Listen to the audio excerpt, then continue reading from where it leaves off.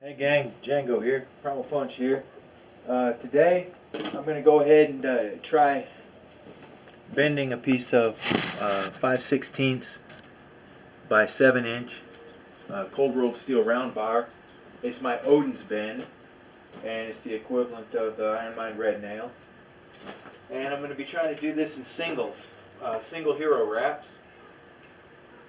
That's the ones I made out of the liner of a decommissioned fire hose.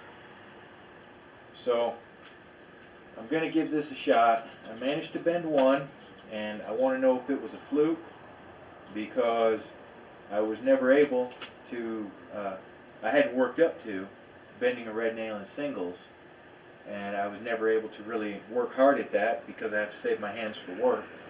But I just kind of decided to give it a shot lately. Figured we'll go ahead and do that. So I'm just going to wrap it up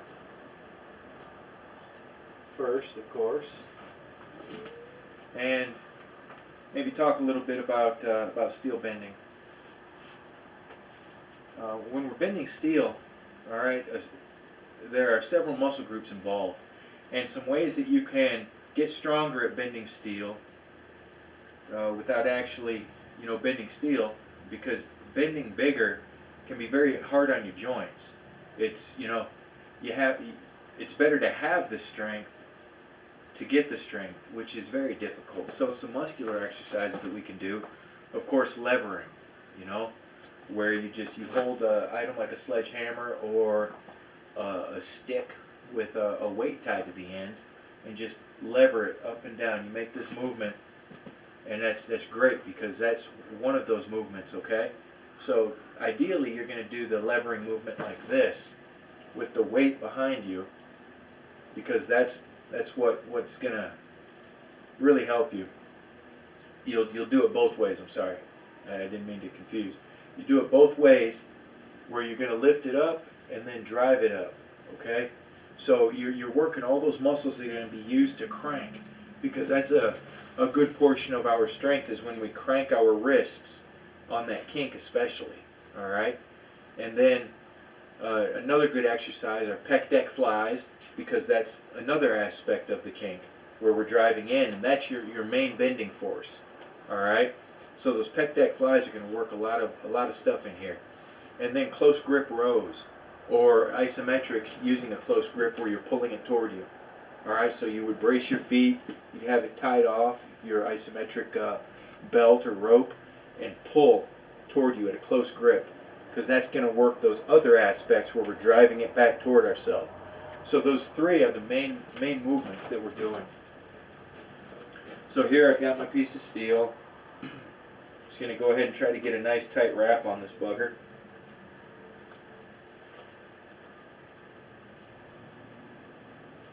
If you get yourself a pair of hero wraps, you'll notice you'll get a little bit of fraying along the edges and everything. That's normal. You can take a lighter to it if it bothers you and just kind of tighten it back. Don't start pulling strings though. Never start pulling strings.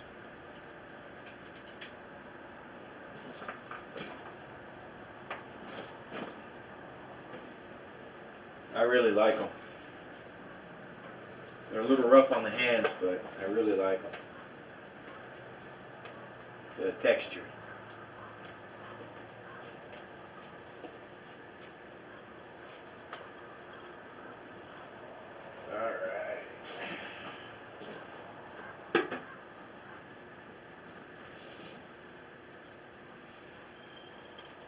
So I've already certified this. That's why I'm for the gods and goddesses of steel. That's why I'm not bothering to measure it out for you.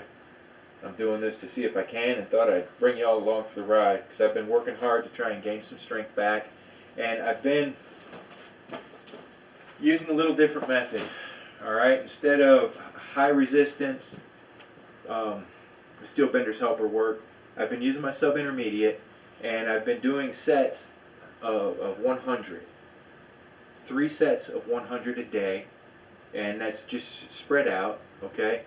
And how that set looks is 10 reps with a hold, 10 reps with a hold until I do 100, and then I turn it over and I do 10 reps with a hold at the end of each one, where I drive it down about to navel level and hold, all right? And then the shrugs, the steel bender shrugs, where you shrug it up, all right? So I'm doing 10 of each of those at the end of that. And that's been kind of my de facto steel bending workout for now. And there are times where I'll double that up. You know, I'll do 6 sets throughout the day. So it would be 2, and then, you know, 2 sometime midday, because you can have your steel bender's helper with you anywhere. And I'm also incorporating kneeling, or not kneeling, I'm sorry, but where like you're sitting down in a chair that's not there, and then hold. You know, give yourself 10-second holds. So you're getting legs involved like that. I've been doing that along with just some barbell work and jogging. So, just going to go ahead and give this a try. Not trying for any specific time or anything like that.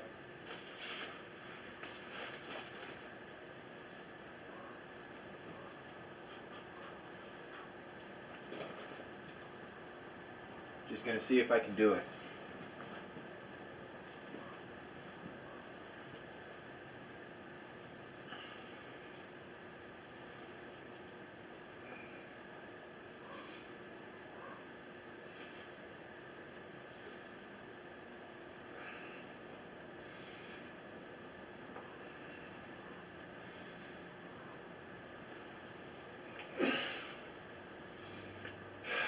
Got a little movement.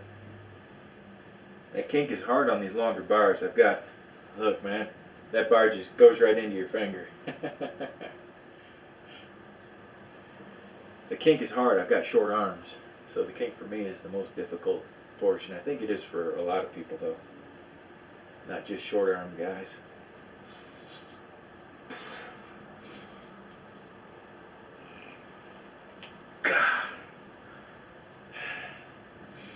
You'll see me turn it like that, and that's because there's always going to be somewhat of an unevenness of strength no matter how I strive for symmetry.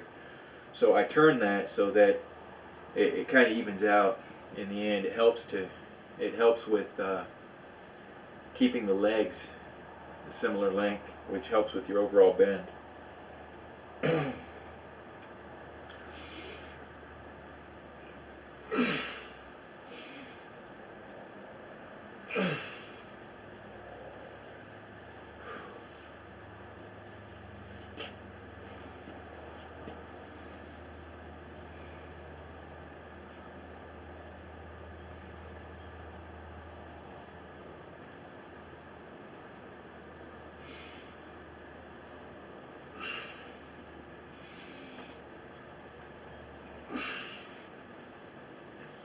Take some space between hits. When I first started steel bending, when I was hitting a bar that was difficult for me, I would I'd hit that sticking point, or I would take a hard hit and just drive right into it again and again. Well, you're spinning your wheels at that point. If you're stuck in the mud, what do? You wait a minute, reverse, forward. So in this case, we're gonna stop, let the blood flow back into the limbs like that, and then take another hit.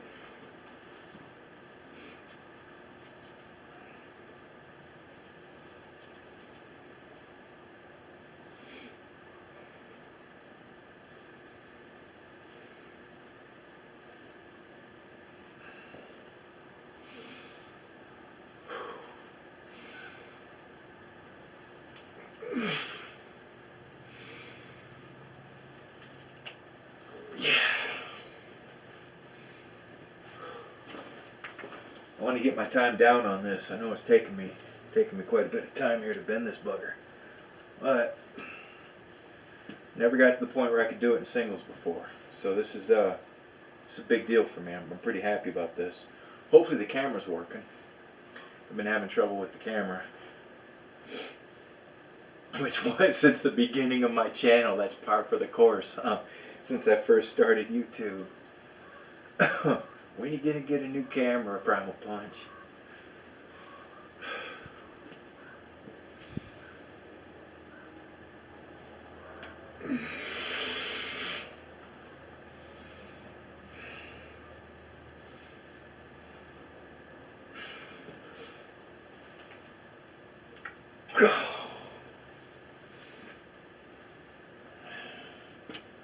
Uneven legs there a little bit. That really makes it difficult for you.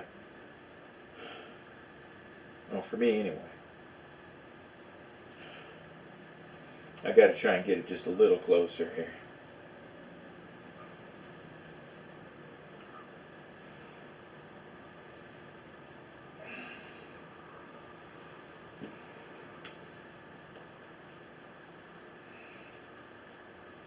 Son of a biscuit eater.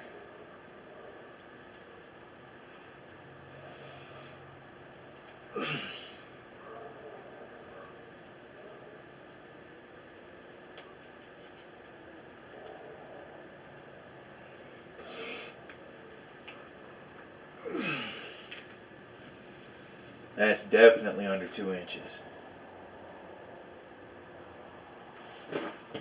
So,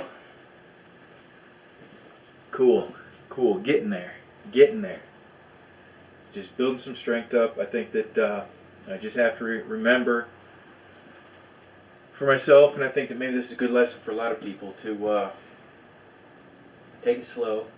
Incremental gains are better than trying for giant gains and ending up injured or like that. And another thing I like you to remember, never work on your roof in the rain in Camp Verde when the wind is blowing. Alright? That's the most recent dust up that I've been trying to bounce back from. So there it is, 5/16 by 7 inch, and I'm just super stoked about that. I've got my other one hung inside, or actually it's over on my little bending crate, but I wanted to share that with y'all and a few tips on kinking and that Steel Bender's Helper workout. And on the kink, again, we're using mainly 3 different muscular exertions linked together, kinetic linking, to become more than the sum of their parts. Okay, so the sledgehammer lever, all right, which we can practice this with just this movement. Okay, the part of the reverse movement. So we're gonna isolate that short distance levering movement, and then here, and then we'll switch. Okay, so here, all right, just get that little bit of levering movement. So we're working those wrists. That's going to help us. And then to isolate the pec deck fly, the portion where we're pushing in, the one that I showed you, where you drop it down to your navel. When you drive this in, you're going to feel this really through the outside of these muscles, the lower pectorals, and that little hard to reach area that's, you know, right on the sternum. So, and then of course the Steel Bender Shrug, which is really going to beef up your deltoids. Just huge, all right? So what we're doing, we're keeping this static, and the only muscles that are movement that we're using to bend the Steel Bender's Helper is a chicken wing shrug. You see that? Instead of our usual, where we'll add a shrug. Okay, so we can isolate these other movements to isolate muscle groups and help us perform better. Of course, you can always do isometrics with just a block of wood. You know, I really prefer having something between the hands when doing this, so that it kind of gives a better angle for the fingers. So if you want to ball up a towel, then that works as well. Alright, just anything to create a little bit of distance between those hands. You know, more is ideal. And some other little isometrics that can help, just like this. This is a really simple one. Okay, so with this arm, we're pulling back toward ourselves. You'll feel it out here, as well as in the tricep. And then with this one, it's like your karate punch, your vertical landing punch. We're pushing out toward a center line. All right, and then we'll go ahead and trade it up. This is a great isometric. You can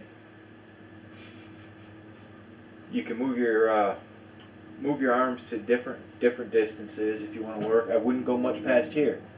All right. You don't want to fully extend. So this is a great one that's going to help you work some of the muscles. You'll feel this in those steel bending muscles. Um,